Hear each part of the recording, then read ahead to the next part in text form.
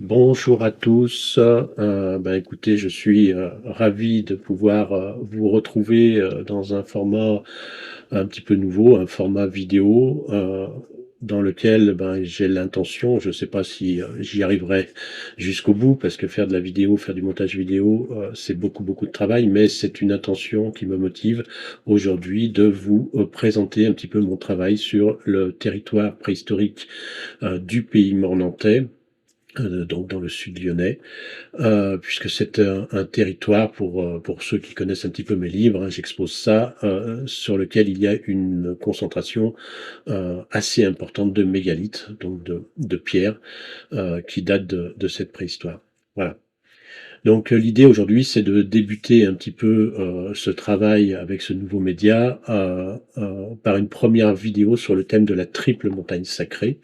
Donc c'est le profil que vous avez ici en fond d'écran, puisque Mornan, donc peut-être considéré comme un pays de la déesse mère, et cette dédicace au féminin sacré, ce territoire la doit probablement au fait qu'il y a cette triple montagne sacrée, c'est-à-dire que c'est un peu à cause de cette montagne que toute l'histoire du pays mornantais va commencer.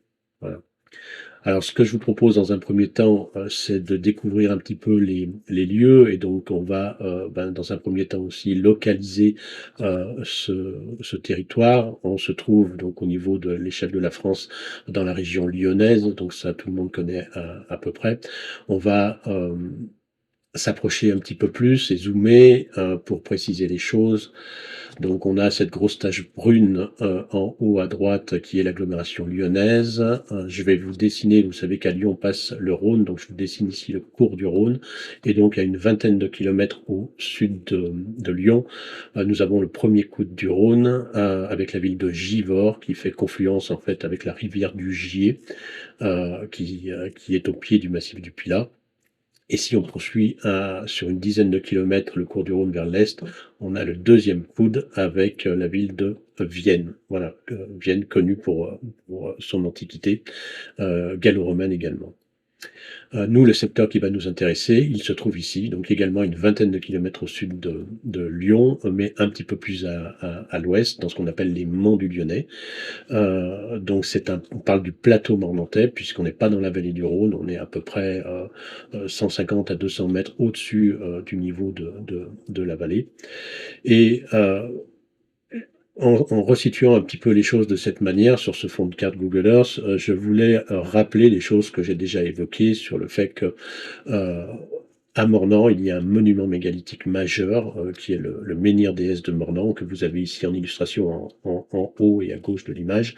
C'est un menhir anthropomorphe avec notamment sur sa face est une poitrine, probablement issue de la morphologie naturelle de la pierre, mais qui a été reconnue comme telle. Et puis la relation avec Lyon et Vienne se fait de manière très précise par la géométrie d'un triangle rectangle qui va relier à partir de l'angle droit qui est le menhir déesse de Mornan, qui va relier deux anciennes déesses mais qui n'existent plus à l'état lithique, qui ont été réinvesties par l'homme, donc à Vienne avec le temple d'Auguste et Livie. Et puis le monument en est resté à ce stade. Et à Lyon, on a eu probablement à l'époque gallo-romaine également, un temple d'époque augustéenne, mais ce temple-là a été remplacé par la suite par le christianisme, par une chapelle dédiée à la Vierge, au sommet de laquelle donc trône cette majestueuse et gigantesque statue dorée de la Vierge, à côté de la basilique de Fourvière. Voilà. Ce sont trois évocations de la déesse et d'une déesse qu'on appelle de manière populaire la vieille. Et on retrouve ça dans la toponymie de ces trois lieux. La déesse de Fourvière, alors Fourvière, c'était Fort-et-Viel anciennement, c'est-à-dire le forum de la vieille. Donc on voit que la thématique du féminin sacré et de cette vieille déesse était présente depuis très longtemps sur le plateau de Fourvière à Lyon. Le temple d'Auguste et Livie, eh bien écoutez, à la chute de l'Empire romain, il n'a pas été démoli par le christianisme, il a été réinvesti par le christianisme sous le vocable vocable de l'église, c'est devenu une église, sous le vocable de l'église Notre-Dame et Notre-Dame de la Vieille. Voilà, donc qui est devenue par la suite Notre-Dame de la Vie, mais dans les textes du Moyen Âge, on a bien Notre-Dame la Vieille, c'est-à-dire une évocation de cette vieille matrone des temps païens. Voilà, quant au menhir déesse de Mornan, on en reparlera également, mais littéralement Mornan peut venir de Morn hanté, ce qui signifierait la vieille mère aussi. Voilà, donc on voit que dans ces trois lieux, la thématique de la vieille est extrêmement présente encore nos, dans les noms. Voilà, donc on va poursuivre la découverte de ce territoire pour montrer un petit peu l'ambiance. Voilà, en simulation Google Earth, donc on voit qu'on est sur un secteur qui est essentiellement rural, hein, on est en pleine campagne, on n'est pas en milieu urbain. On a le gros bourg de la ville de Mornan, qui compte à peu près 6700 habitants, et donc sur l'ensemble du pays mornantais, on a environ 11 à 12 communes et un peu plus de 30 000 habitants, donc qui correspond grosso modo à la population de la ville de Vienne. On a également donc sur cette dernière illustration, donc cette chaîne de montagnes qui vient fermer le territoire du pays mornantais à l'ouest et qui culmine donc à environ 900 mètres d'altitude par rapport à un plateau qu'on a, comme on l'avait dit, qui lui est à environ 300-400 mètres d'altitude. Donc une proximité qui impose justement cette chaîne de montagnes, et cette chaîne de montagnes, vous le voyez, elle a 3 sommets, et c'est la raison pour laquelle on l'appelle la triple montagne sacrée. Et cette triple montagne sacrée, le but aujourd'hui, c'est de vous montrer que c'est un grand archétype en fait du féminin sacré, puisque ces 3 sommets vont pouvoir être évocateurs donc des formes généreuses donc de la mère, de la femme en tant que nourricière. Alors, donc naturellement, cette thématique-là de la triple montagne n'existe pas uniquement à Mornan, et c'est bien pour ça que je souhaitais vous faire cette présentation aujourd'hui.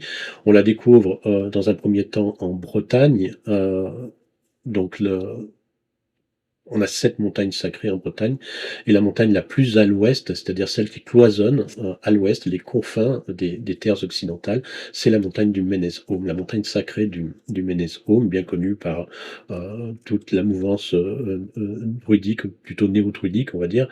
Voilà. Et donc cette montagne, c'est une véritable dédicace au féminin sacré. On a encore des vestiges de l'époque mégalithique, notamment des dolmens, mais on y a découvert pour des périodes beaucoup plus récentes, notamment cette petite statuette en bronze que vous avez en bas à gauche de l'écran, qui est une statuette donc de la déesse et dont on pense qu'il s'agit de la déesse Brigide, en celte. Et puis on a également attaché à cette montagne, mais de période plus récente, d'une période chrétienne, donc cette sainte Gwen, qui est une sainte à 3 saints, comme vous pouvez le voir sur cette statue, et ces 3 saints de cette sainte Gwen, eh bien, sont là pour rappeler l'importance des 3 sommets et de ces 3 formes qui évoquent le féminin sacré. Alors c'est vrai en Bretagne, au Ménez-Haume, hein, on culmine pas très haut, ces sommets sont relativement plats, mais on va voir qu'ailleurs, on a des choses qui sont beaucoup plus explicites. On va retrouver donc cette thématique liée aux formes donc en Lozère, donc sur le plateau des Bondons, qui est, je le rappelle, la 2e plus grande concentration de menhirs en France. Voilà. Et donc on a de manière tout à fait naturelle 2 éminences collinaires qui ont leur petit nom, hein, Mariette et Allègre, et qu'on appelle de manière assez populaire les mamelles de la Vieille, avec toujours derrière l'idée de ce nom de la Vieille, hein, donc une réémergence populaire donc de cette vieille matrone des temps païens. Voilà. Donc là en Lozère, on a une forme qui est relativement intéressante avec ces deux collines qui manifestent la poitrine. Mais si vous regardez à l'extrémité gauche de l'illustration, vous avez le bas-ventre avec le V du pubis et même la fente qui peut apparaître.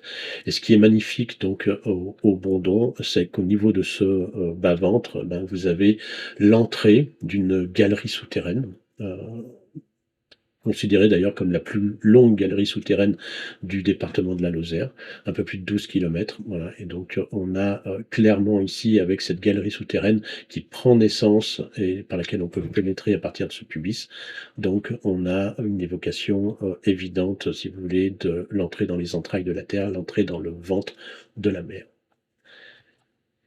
Alors, cette thématique de la triple montagne sacrée, elle n'existe pas uniquement en France, elle existe dans des pays comme l'Irlande, avec les papes d'Anou, littéralement les saints d'Anou. Voilà. Donc là, le nom est directement évocateur, j'allais dire, mais la forme est naturellement très évocatrice de cette poitrine. Et vous voyez que au sommet de chacun de ces deux mamelons, on a des petits cairns en fait qui ont été construits et qui datent à peu près de l'âge du fer, mais qui viennent manifester en plus donc les tétons de cette poitrine. En Irlande, la déesse Anna, hein, c'est l'équivalent de la grande déesse mère de l'Irlande pré-chrétienne, et elle a été connue sous divers noms, Anou, Anna, Anna, Anan, Anan, etc. Voilà. Retour en France avec une autre montagne extrêmement célèbre, hein, c'est celle du Mont Blanc, euh, qu'on trouve également dans la tradition populaire sous l'appellation de la Dame Blanche. Voilà, et qui, du fait que ce soit la plus haute montagne de l'Europe occidentale, ben, peut être considérée peut-être comme la grande déesse de ces temps anciens sur un secteur géographique et qui peut être à l'échelle de l'Europe. Là, je vous propose ici une vue depuis le pays mornantais, puisqu'on a une vue directe hein, sur la chaîne des Alpes et sur le Mont Blanc, à une centaine de kilomètres à vol d'oiseau. Voilà. Et donc, on peut refaire cette analogie avec les formes généreuses de la mer, avec ce ventre arrondi constitué par le, le Mont Blanc lui-même. Et puis, vous le voyez sur la gauche, on a deux petites émergences montagneuses également qui peuvent évoquer cette poitrine. Je voulais vous montrer cet exemple parce qu'on va le retrouver quasiment à l'identique en Turquie. Donc là, on quitte l'Europe, on est en Asie mineure, un secteur géographique qu'on appelle la Phrygie, et c'est le mont d'Indim, le Didumoy Mastoy, où là aussi vous avez littéralement la traduction, puisque ça signifie les saints jumeaux, et une montagne qui était une véritable dédicace à la déesse Cybèle, donc il y a un peu plus de 2000 ans en arrière. Et là, au niveau de la forme, vous retrouvez cette forme arrondie au niveau du mont d'Indim en lui-même, et puis un petit peu sur la droite, un peu plus loin, vous avez ces deux émergences rocheuses qui peuvent aussi manifester, comme pour le Mont Blanc, donc la poitrine de cette déesse. Alors, Cybèle était associée à la montagne, et lorsqu'elle était associée à la montagne, on l'appelait Cybèle Agdistis ou Angdistis, c'est-à-dire la mère de la montagne, ou la dame de la montagne du monde. Voilà. Cette déesse Cybèle, elle est très très importante parce qu'on va la retrouver en Gaule, bien qu'elle soit originaire de Phrygie. Elle va être importée, si l'on peut dire, par les Romains, par les soldats romains, par les vétérans romains qui sont venus s'installer en Gaule. Et on va la retrouver notamment de manière assez présente dans la vallée du Rhône qui nous intéresse ici. Voilà une autre illustration plus estivale de ce Didumoy Mastoy, donc le mont d'Indim pour la déesse Cybèle.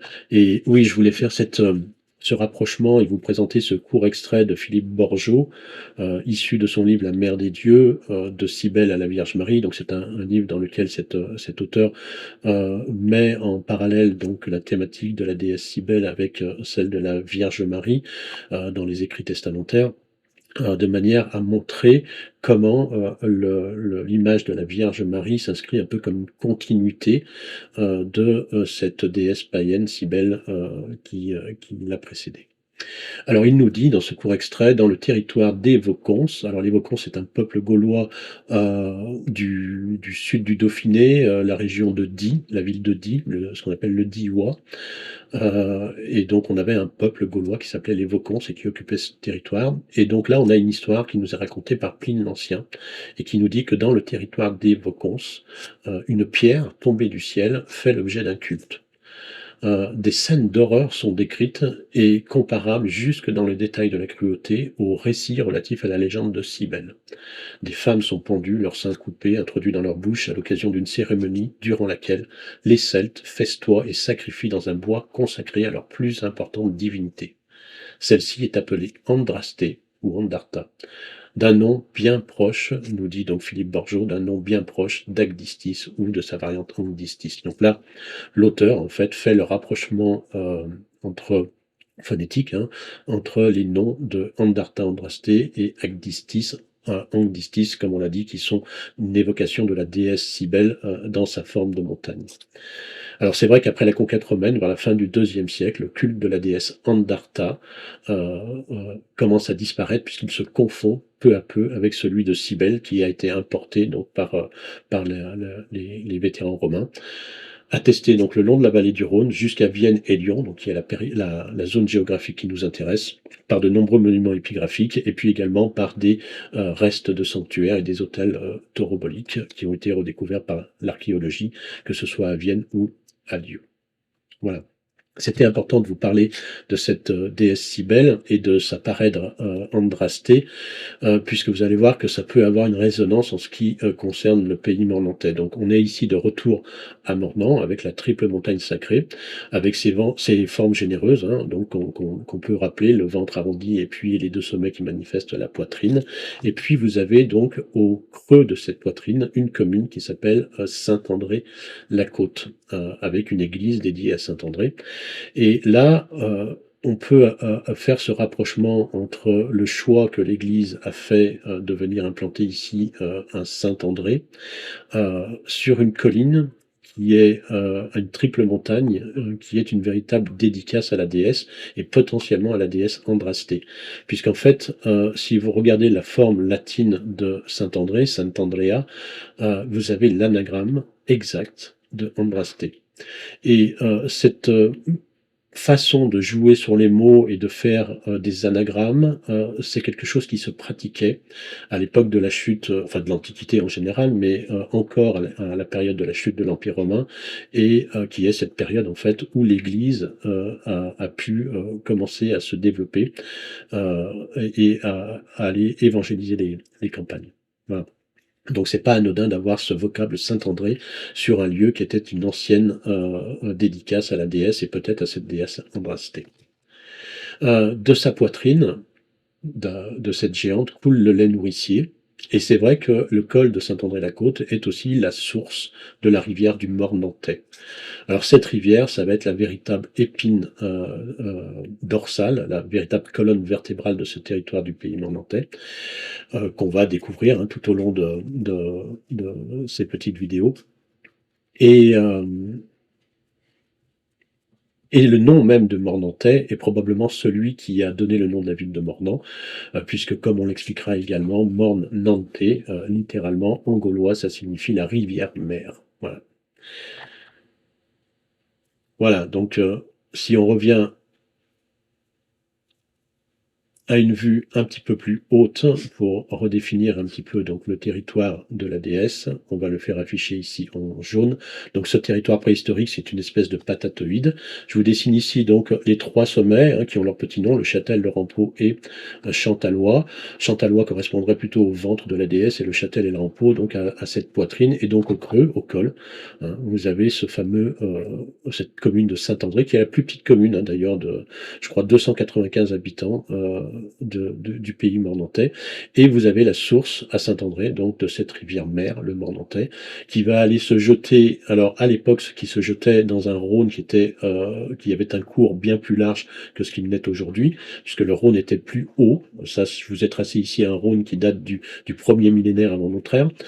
Aujourd'hui, la rivière du Mornantais, en fait, se jette non plus dans le Rhône, mais dans une autre rivière qui s'appelle le Garon. On aura également l'occasion d'en parler.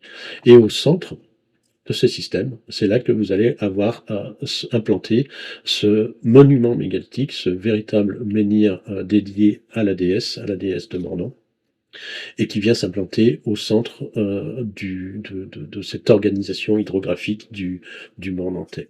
Voilà, donc ça c'est des choses que je vous propose de découvrir dans une prochaine vidéo, et j'espère que cette première petite vidéo vous aura plu, qu'elle n'aura pas été trop longue, et je vous dis à bientôt pour d'autres découvertes. Merci.